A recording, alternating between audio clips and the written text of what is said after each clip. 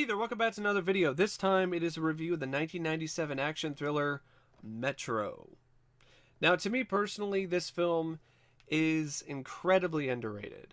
I think Metro is one of the biggest overlooked gems of the 90s, and I genuinely do feel it's a great film. I think it's a great action thriller and one of the better films from that particular decade, and one of Eddie Murphy's best films, and it features one of his best performances.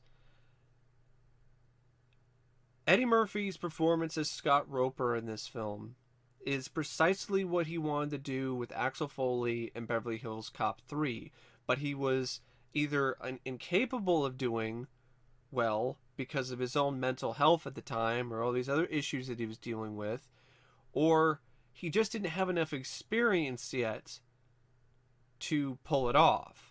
And by the time he did this film, he had more experience in terms of doing more film roles and doing more different kinds of film roles, and he was also in a better place. So he was able to stick with what made Eddie so electric.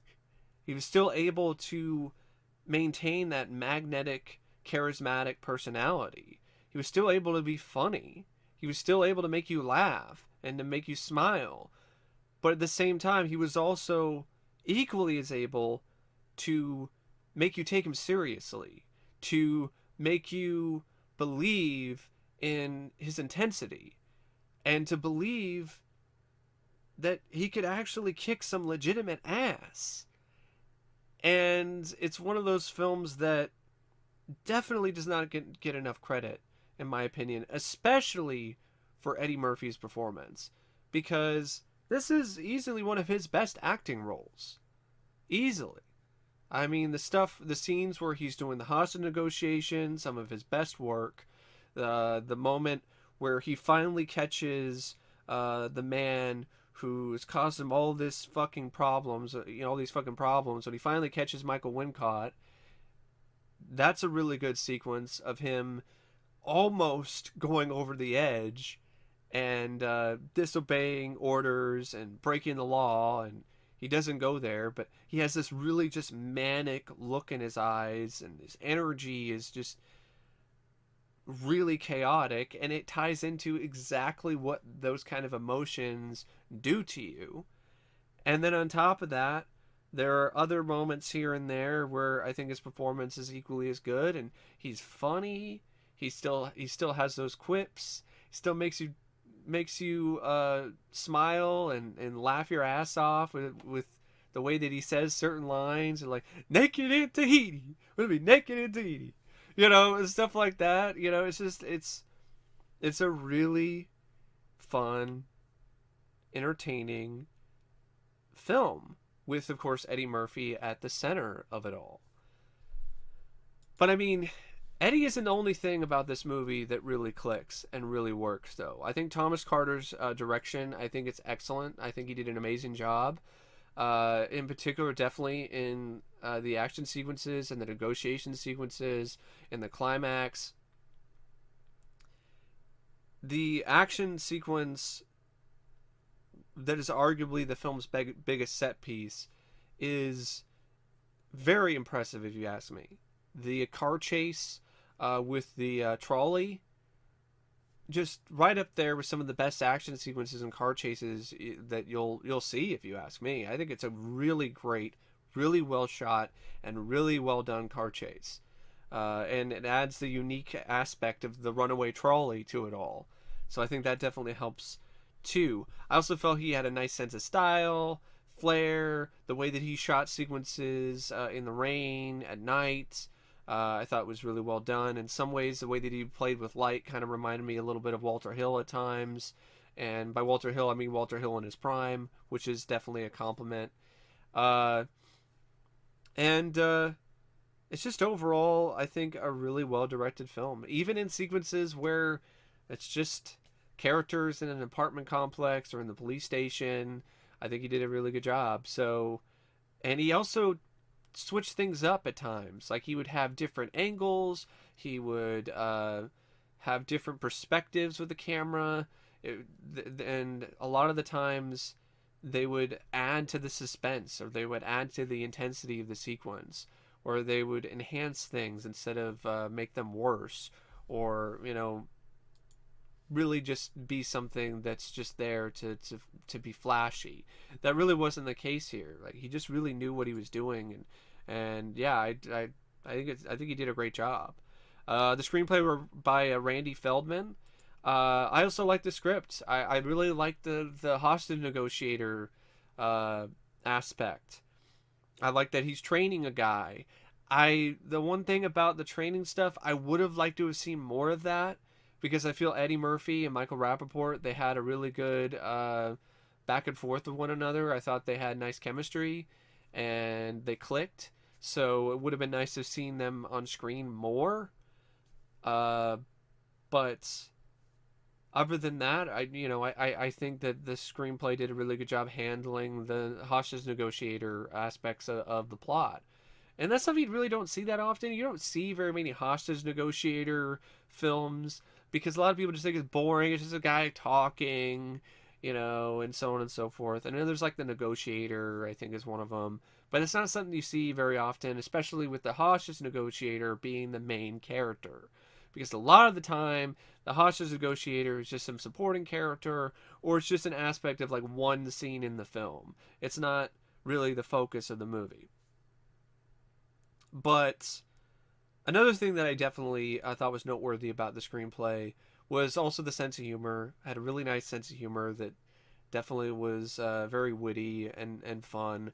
And I probably a good chunk of that was just improvised by Eddie Murphy, because he really is a comedic genius in a lot of different ways. I mean, this is a man who was the king of comedy at an incredibly young age, and single-handedly saved Saturday Night Live in the 80s. He was just one of those guys that just did not come around very often. Eddie Murphy was just special. And I think in a lot of ways, I think he still can be.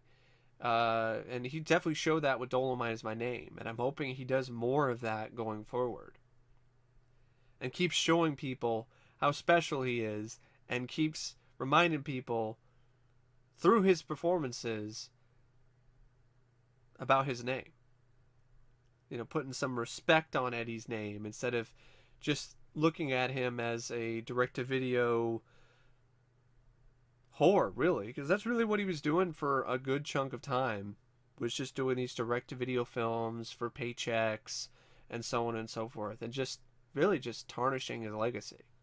This film, to me, doesn't do that. Doesn't tarnish his legacy at all. It further embellishes his legacy, but it's considered to be, by a lot of people, like one of his worst. It was a huge bomb when it came out. I mean, it made $32 million and it cost $55 million.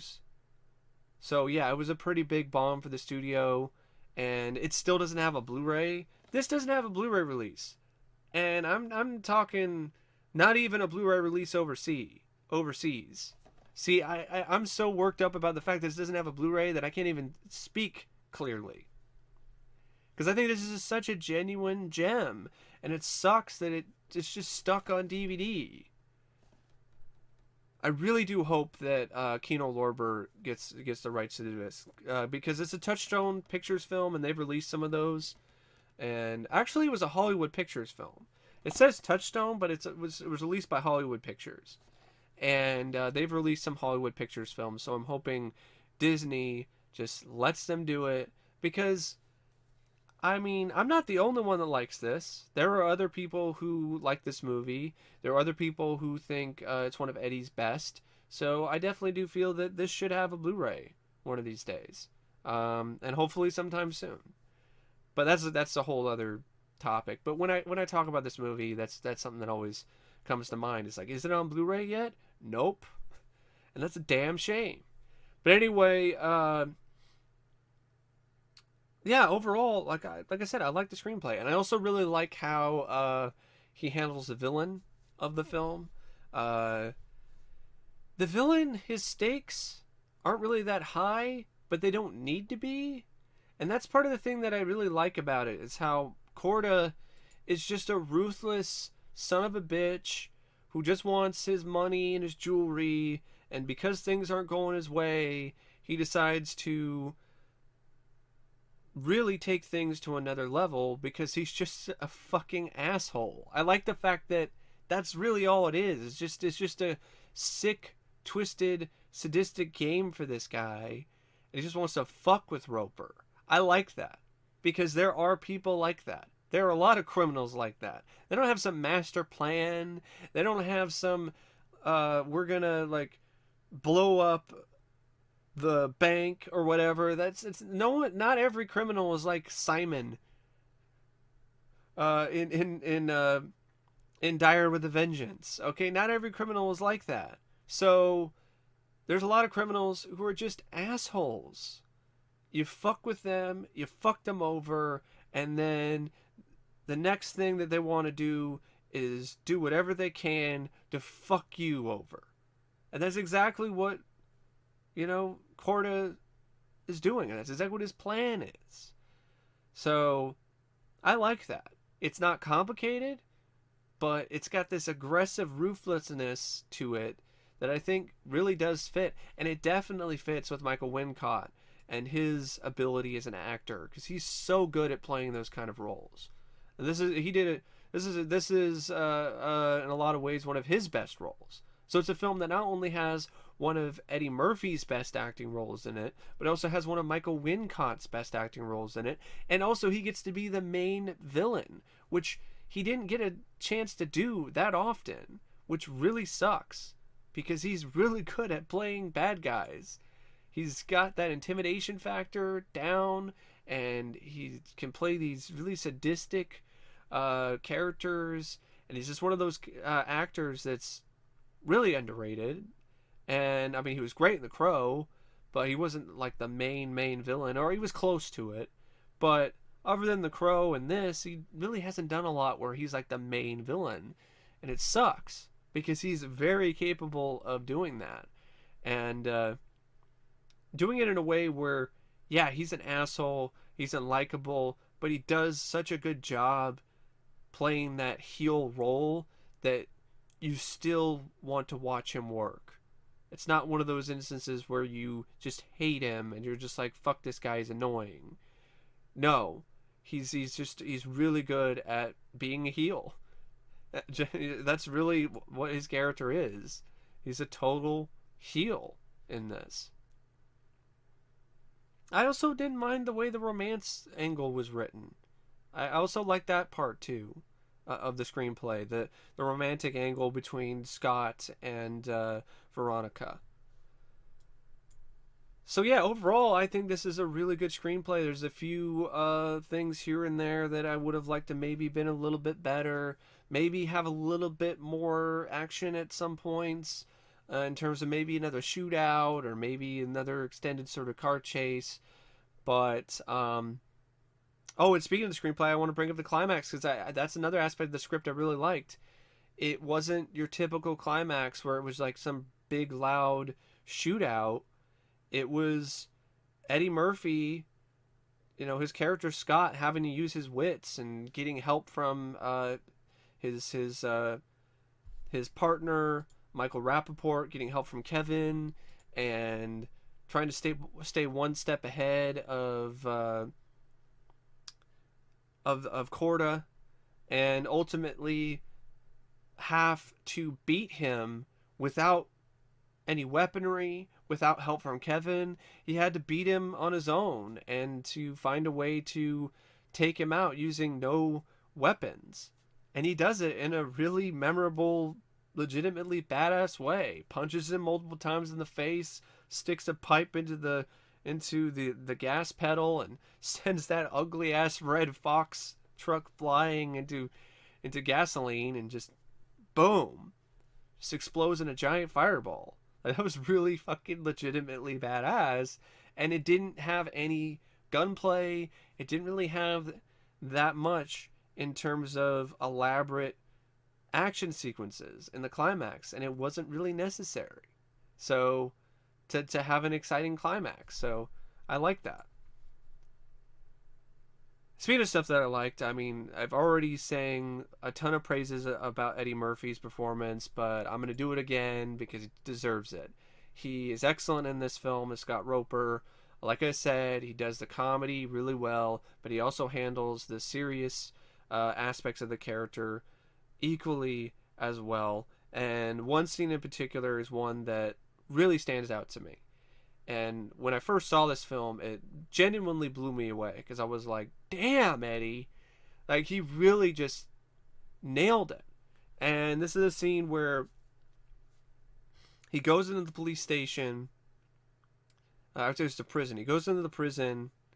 Corda's been captured, and he's behind glass. And they have a conversation. And it gets heated. And Corda's trying to play mind games, and Eddie's not having any of it. You know, he's just not having any of his bullshit. And I'm not gonna try to reenact it or anything because I think it speaks for itself. And I couldn't even come close to being as good as Eddie or as good as Michael Wincott were in that scene. So that's definitely a standout sequence. Even if you don't wind up liking the film, I think you're definitely gonna enjoy that sequence because it's just a great scene between two good actors going head to head and just biting each other's heads off. It's a really wonderful sequence, and yeah, Michael Wincott, he's great as the bad guy. Michael Rappaport was good as Kevin McCall. I just wish he had more scenes. I wish he was in the film more. Art Evans was also good in the little bit role that he had as Sam. Denis Arndt as the police captain. I like the fact that the police captain in this wasn't the stereotypical police captain. Like, he wasn't like swearing and getting mad at Scott. He was just a normal police chief with a normal, let's just say, temper, and that was, and I don't mind like the angry police chief. It's a fun cliche. It's a fun cliche, the angry police captain. But it's nice to see instances where that's not really the route they go, and there are some moments where it kind of gets there, but it never really goes full angry police captain. So I like that aspect of it. Carmen Ejogo as Veronica, the love interest. She's absolutely gorgeous in this, and I thought she was just genuinely charming and sweet, and I felt that she and Eddie worked well with one another. And yeah, I also, definitely a great performance by her. But I also want to mention Donal Logue, who has a bit role in this as Earl, who is the guy who's keeping some people hostage. I think it's at a bank early in the film. I think like the first few sequences, like that is when you're introduced to Eddie Murphy's character and how good he is at negotiating these situations. And I thought Donal Logue did a really great job playing that character. Really did a fantastic job showing the vulnerability and the desperation of this guy who is just in a situation in his life that's so bad that he's holding up people at a bank because he wants something to go right in his life for once, and the only decision that he thinks that he has left is to go to this extreme length. So he did a great job really playing off of that desperation and making it believable and making you buy into it, like how desperate and just full of anger this guy is. So another thing I definitely want to mention about this film is the score. I feel the score by Steve Porcaro, James Newton Howard. I think James Newton Howard did most of it. I feel it's definitely a standout score. I think it's a genuinely spectacular score. I don't think the score gets enough credit either. I think it's a great score. It's melodic at the right points. It's got a nice tone to it. It enhances a lot of different action sequences in the movie, or sequences that need a little bit of an extra kick to make them even more thrilling or even more memorable. Yeah, I even like the bits that are playing during sappier scenes, and I do. I think it's a really good score. I think it's something that is equally as underrated as the overall film. Fred Murphy, I think, did a good job with the cinematography, capturing the best notes and the best locales and the best appearance and overall look and style of San Francisco. And I thought it was well edited by Peter E. Berger and John Wright. I think they did a really good job editing the film too. I can't really think of a problem editing wise with this movie. I think it's an excellently edited film, and there's a lot of sequences in this where there's a lot of intense stuff going on and action bits. So I definitely feel that excellent editing was important to those sequences really being as dynamic as they possibly could.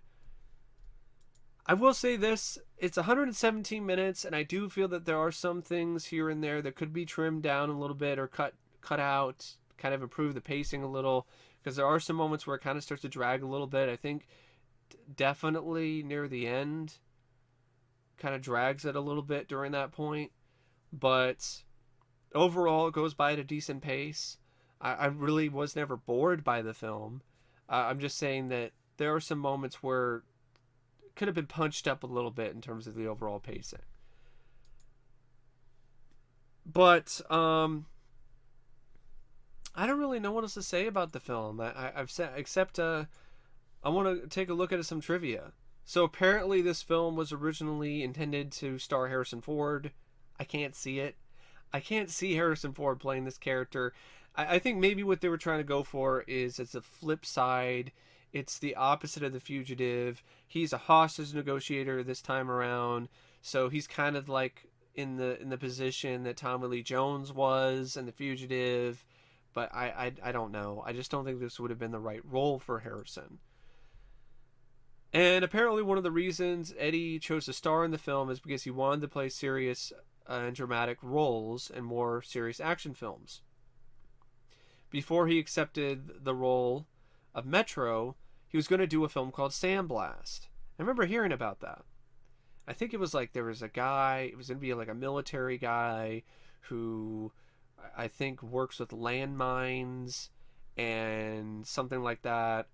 And that film never really ended up getting off the ground. It was the screenplay was written by Stephen Maeda in 1993. He sold it to Joel Silver and Warner Brothers for a huge chunk of change. He sold the script for $750,000 at the time. It's an insane amount of money, and the film never got made. Thankfully, the screenwriter, though, he got his money.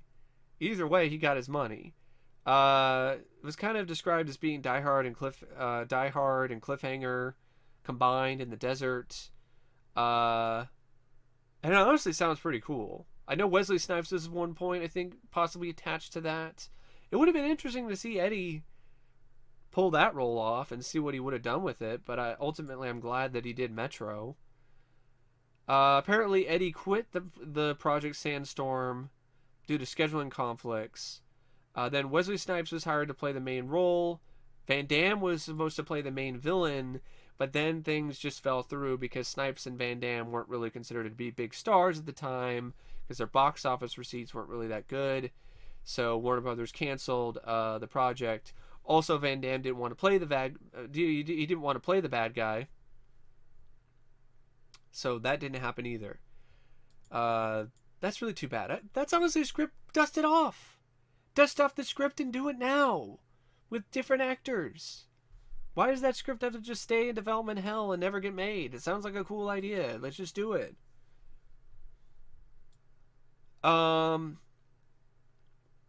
Apparently this was Steve Picaro's first major theatrical score, as he had been a former keyboardist of the rock band Toto. I didn't know that he was a part of Toto. That's pretty cool. I like Toto, so that's nice that he composed this. Apparently this is the last R-rated movie that Eddie Murphy would star in for Disney during his contract. The first was The Distinguished Gentleman, which I did enjoy and I had some fun with, but ultimately I would say I definitely like Metro more. And also, this is, to me personally, this is one of Eddie Murphy's last great films, especially when it's his last great action film. That's for sure. He hasn't done anything in the action genre or anything in the action comedy genre or thriller genre that is even close to being as good as this.